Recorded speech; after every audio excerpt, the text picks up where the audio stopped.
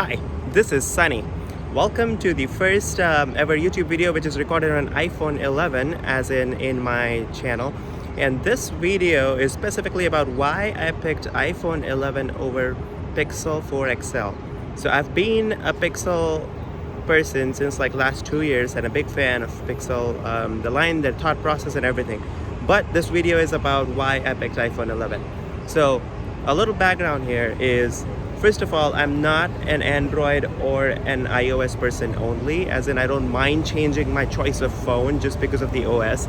You know, like there are a lot of people who only look for iPhone updates or only look for a certain kind of manufacturer or Android updates to a certain line. I'm not that kind. So I'm totally good with shifting back and forth as far as it's the phone that I need, and I would agree with it being the best at that time and best value for money. So a little background again is 2 years back I did let this pass mode. That's actually a cleaning going on here, which is also a good test of how the voice comes out on this video. I heard iPhone videos take more of the foreground and less of the background voice, so we'll see how that result turns out. Anyway, so 2 years back when I selected Pixel 2 XL, I did a video about how and why Pixel 2 XL beat the iPhone at that time, right? Beat the iPhone 10 at that time. And at that time, at iPhone 10 actually, the design overhaul was a lot more in iPhone, and Pixel was sporting a forehead. Look today, it's almost the same. Pixel 4 XL is also sporting a forehead, and iPhone 11 the same design as 10. So nothing has changed on the design. But for me, when I choose a product, it's more about whether I feel philosophically whatever I stand for is that phone catering to that audience, which is me. Is that phone made for people like me?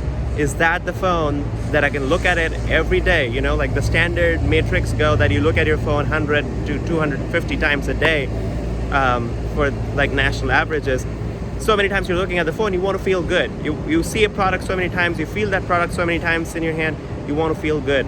To me, that feeling good comes not only from the screen, the refresh rates and sound and quality of picture and everything, but also from looking at the phone and feeling like this is the product made for me. I made no big sacrifices, maybe sacrifices on the dollar amount or in the version, but not on that this product is made for me. So that's my background, right? That's how I go by. So 2 years back, a quick recap on that is I felt that Pixel 2 XL was the phone that stood for an industrial design, but even though it sported a forehead, it took really great portrait photos, specifically selfie portrait photos.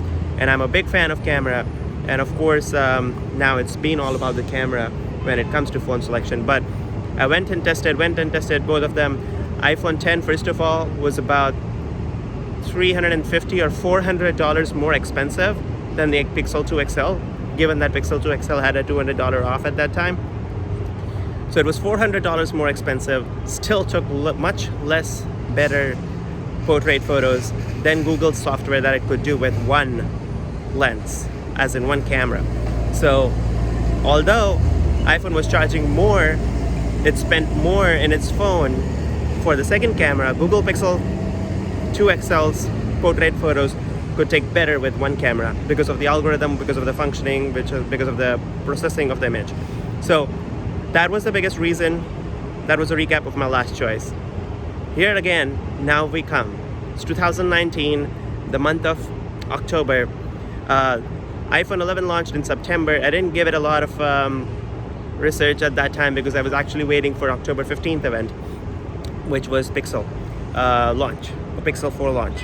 And I was like, let me wait for that. If that comes along as a good phone, I'll just, keep switching on from Pixel 2 to Pixel 4.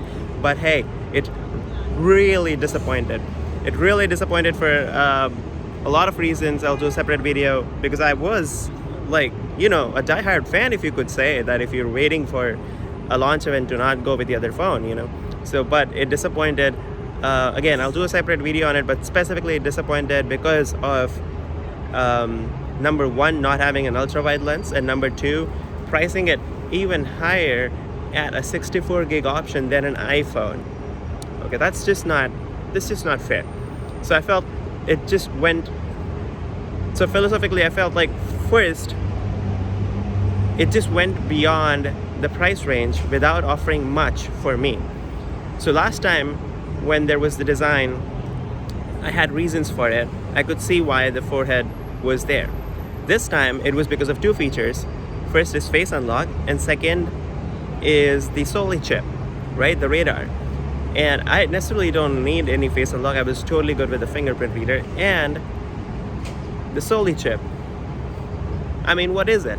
Going ahead, it could be a big thing, but now the use cases are not at all present. Why would I spend more? I agree that it would have cost you something to put in it, a lot of dollars in R&D, but why would I spend more, have the forehead, and have no use of the Soli chip, right?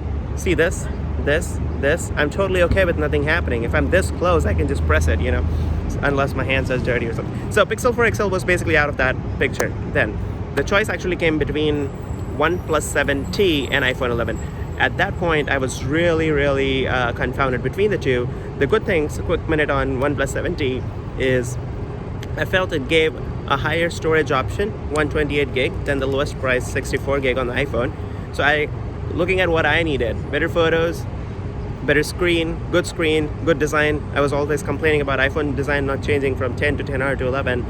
And better storage, 3 cameras, greater screen, no bezels, just a teardrop notch, and a 90 Hz refresh rate. I was like, that's it, and fast charger included. All those things put together, I was really going in preference of OnePlus 7T, and that was also $150 off from iPhone 11.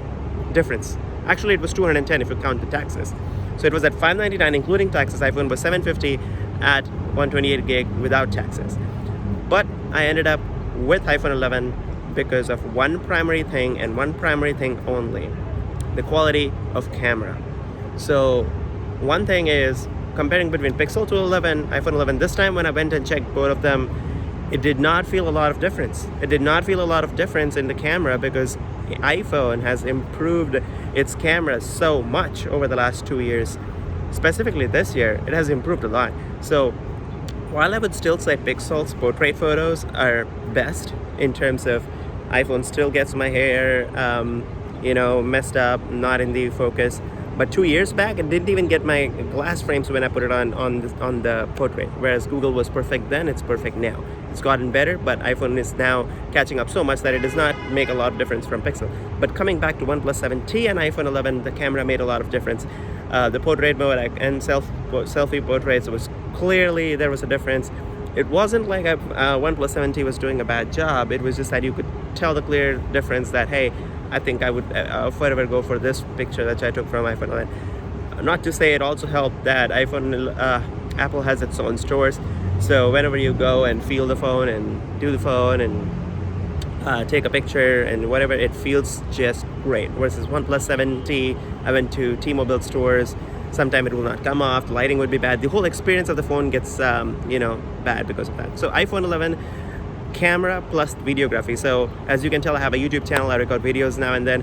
I watched all the demonstrations, different videos of comparison on YouTube of different cameras, and iPhone 11 video came out to be the best. Again, so I have a tripod. I'm not doing like super stabilization videos or something, but the voice for some reason comes out to be different as well. I sounded so much better on iPhone 11 videos versus other phones videos. So because of the camera, because of the video, and because of the pricing, let's come to that. So iPhone 11 now is cheaper than Pixel 4 with much better battery, almost equal camera with an ultra wide lens and a better video. Those are the things that made me select iPhone 11, 128 gig. This was $750 plus taxes. Pixel 4 XL would have been $999 and plus, with a forehead that had things that I do not agree with, and no ultra wide. So there you go. Easy choice, hopefully, and I hope I helped you decide. Let me know if any questions. Thank you.